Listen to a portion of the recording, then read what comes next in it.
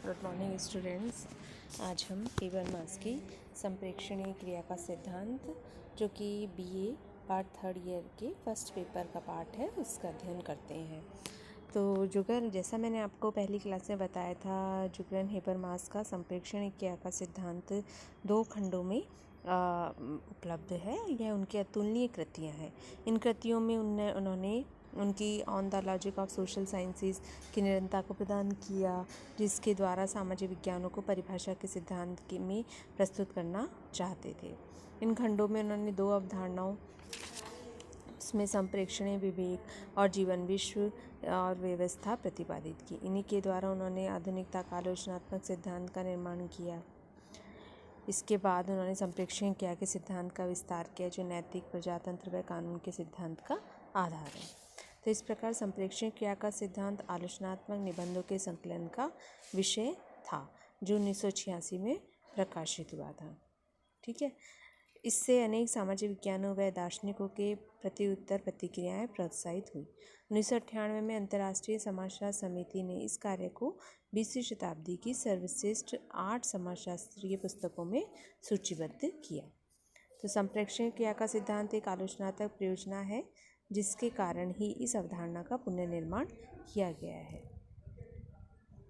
इस पुनर्निर्माण में उन्होंने यह प्रस्तावित किया था कि मानवीय क्रियाएं और समझ को सफलतापूर्वक विश्लेषित किया जा सकता है, जिसमें एक भाषा शास्त्रीय संरचना होगी। तो इस प्रकार प्रत्येक उच्चारण बेकार के प्रभुत्व से स्वतंत्र होता है। तो उन्होंने जो संप्रेक्षण क्रिया का सिद्धांत दिया, उसमें संप्रेक्षण क्रिया की भाषा संरचना समाज की मानकात्मक समझ के लिए उपयोग में लाई जा सकती है। संप्रेक्षणीय क्रिया का सिद्धांत भाषा को एक समाज के आधारभूत तत्वों के रूप में समझाता है और यह प्रयास करता है जो मार्क्सवाद को अद्भुत बनाते हैं। इसी प्रकार उन्होंने हेबर मास की क्रिया जो थी वो योजना के माध्यम से एक सामान्य समझ तक पहुंचना चाहते थे, जिससे लोग अपनी क्रियाओं को एक दूसरे के साथ समन्वित करके सामान्य मत तक प्रस्तुत कर सकें। तो यह एक प्रकार की अंतःक्रिया है जिसका समन्वय भाषा के माध्यम से किया जा सकता है। ठीक है। इसमें भाषा एक प्रमुख कारक होता है, जिसके बारे में वो जो कारक है वो जो उनकी बारे में मीड व गार्फिंकल ने भी संबंधित किया है। हेबरमास की तरह संप्रेक्षण क्रिया में भाषाओं का पूर्ण लाभ उठाया जाता है। वस्तु से संबंधित प्रकारें, सामाजिक चेतना, आलोचनात्मक प्रामाणिकता आदि पर वाद विवाद भाषा के माध्यम से ही संभव है। तो जो लोग संप्रेक्षणीय क्रिया करते हैं उन्हीं में पारस्परिक आलोचना करने की भी क्षमता होती है। इसके अतिरिक्त सभी प्रकार की समझ की प्रक्रियाएं सांस्कृतिक पृष्ठभूमि एवं पूर्व जानकारी पर आधारित होती है। परिस्थिति में व्याख्या के माध्यम से व्यक्ति अपनी समझ में दूसरों की सोच को सम्मिलित करके निष्कर्ष निकालता है। तो इसी प्रकार उन्होंने जीवन विश्व की अवधारणा भी दी, जो जीवन विश्व संरचनात्मक व संस्थात्मक भिन्नताओं से जटिलताओं की बढ़ोतरी उत्पन्न करती है। यह संप्रेक्षण की व्यवस्थित वेग का भी अनुसरण करती है, जैसे एवं भाषा की क्रिया के समन्वय का प्रारंभिक मीडिया में हस्तांतरण हो जाता है, जैसे धन व सत्ता। तो इस चेतना उन्मुख संप्रेक्षण को परितोष दंड के प्रकारात्मक सामान्यीकरण पीछे छोड़ देते हैं और वे आगे निकल जाते हैं। तो इस प्रक्रिया के द्वारा जीवन विश्व की क्रिया को समन्वित करने के लिए कोई आवश्यकता नहीं पड़ती है। इससे उत्तरदायित्व की भावना भी कम हो जाती है और ये नकारात्मक सामाजिक परिणाम की श्रृंखला उत्पन्न होती है। तो जीवन विश्व की जो अवधारणा है वो उनके लिए हेबरमास ने बताया था कि जीवन विश्व की जो अवधारणा है ये मीडिया को उपनिवेश बना देती है। ठीक है। जैसे परंपरागत रूप वो अपने जो भी उनके था परंपरागत जीवन उससे वो छूट जाते हैं। जैसे परंपरागत भूमिकाओं का संतोषजनक रूप से विभेदीकरण हो जाता है। अलगाव वाले श्रमिकों लिए संतोषजनक विश्राम एवं धन का पारितोष होता है। कल्याण में संस्कृति को राज्य द्वारा प्रतिष्ठित करने से आशा व स्वप्न व्यक्तिगत हो जाते हैं।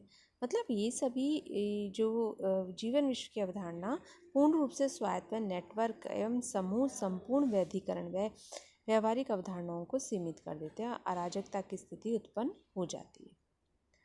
तो एक बार जब हम वेबर के वेग के नकारात्मक उपयोग से स्वतंत्र हो जाते हैं तब एक नवीन व्याख्या उत्पन्न होती है। मतलब इससे वो बोलना चाहते हैं कि हेबरमास ने यद्यपि वेबर का अनुसरण करा लेकिन फिर भी उसका जो नकारात्मक पक्ष था उससे वो स्वतंत्र हो गए।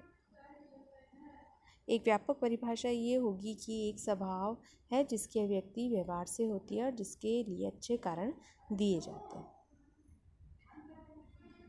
तो इस प्रकार से ही वेबर जो हेबरमास थे उन्होंने संप्रेक्षणीय विवेक की परिभाषा भी प्रस्तुत की। तो उसमें बताया कि यह एक संप्रेक्षणीय है जो चेतना के बने रहने एवं समीक्षा के लिए उन्मुख है और निश्चित रूप से एक चेतना है जो मान्य अंतर विषय पर आधारित है जिसकी आलोचनात्मक प्रामाणिकता का दावा किया जा सकता है। हेबरमास विवेक की व्यक्तिगत अवधारणा के स्थान पर सामाजिक अवधारणा को मान्यता देते हैं। यह मान्यता संप्रेक्षण क्रिया के सिद्धांत की आधारशिला है। इस प्रकार हेबरमास 3 प्रकार की परिस्थितियों का प्रस्ताव प्रस्तुत करते हैं जिसमें आदर्श संवाद की परिस्थिति की संरचना, दूसरा है अच्छी बहस के लिए धार्मिक प्रतियोगिता की संरचना का निर्माण करना और तीसरा है वो संरचना जो व्यक्तिगत संवादों और उनके पारस्परिक संवेदों के बीच के निर्माण का निर्णय करती है।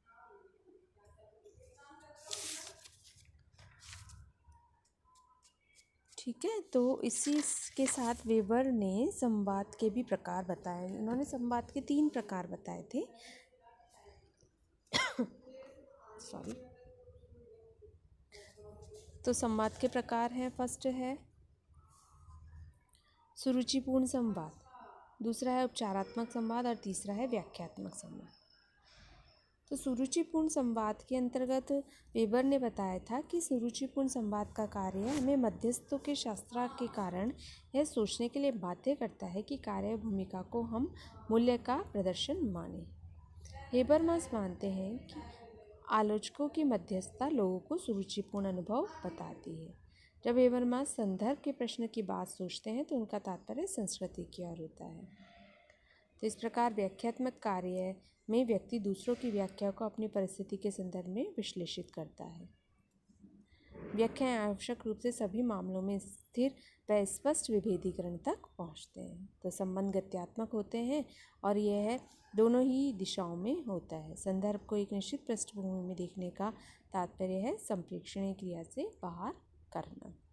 दूसरा है उपचारात्मक संवाद। उपचारात्मक संवाद वह है जो व्यक्ति स्वयं की गलत धारणाओं का व्यवस्थित रूप से स्पष्टीकरण करता है। गलत धारणाएं विशेष रूप से विकसित अनुभवों से तब उत्पन्न होते हैं जब अनुभव कठोर व्यवहार या मूल्यों के पक्षपात निर्णय से प्रमाणित होते हैं।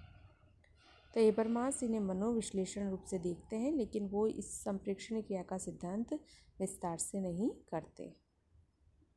तीसरा है व्याख्यात्मक संवाद। व्याख्यात्मक संवाद का लक्ष्य भाषा के माध्यम के समझ तक पहुँचना है। विवेक में प्रश्न पूछने का प्रावधान होना चाहिए जो किसी भी संप्रेक्षण की व्यवस्था में होना चाहिए। इस प्रकार भाषा को विवाद करने के लिए महत्व नहीं दिया जाता है। हेबरमास ने मानव क्रिया के मॉडल में मौखिक भाषा का महत्वपूर्ण स्थान बताया। निश्चित रूप से मौखिक भाषा का अध्ययन ही संप्रेक्षण क्रिया के सिद्धांत से कम किया जाता है। यानी हमें किसी भी चीज़ की व्याख्या करनी चाहिए, व्याख्यात्मक उसका स्वरूप होना चाहिए जो मौखिक रूप से अधिक समझाया जा सकता है। व्याख्यात्मक संवाद की व्यवस्था जीवन विषय का उपनिवेशीकरण करती है एवं नौकरशाही शक्तिहीन कर देती है तथा राजनीतिक निर्णयों के विरुद्ध जनता कर्तव्यपरायण हो जाती है। तो जैसा कि वेबर ने नौकरशाही पर बताया था कि समाज की व्यवस्था पूर्ण रूप से नौकरशाही हो रही है।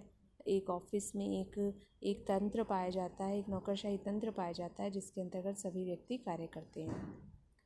तो व्यवस्था उन्होंने परितोष दबाव के द्वारा तब करती है जब वो सांस्कृतिक क्षेत्रों द्वारा वैधानिक हो जाती है। तो इस प्रकार से हेबरमास ने संवाद के 3 प्रकार बताए। डिस्कोर्स के उन्होंने बताया कि संप्रेक्षणीय क्रिया में संवाद का होना अति आवश्यक होता है। तो इस प्रकार यहीं पर हम इस टॉपिक को समाप्त करते हैं। धन्यवाद।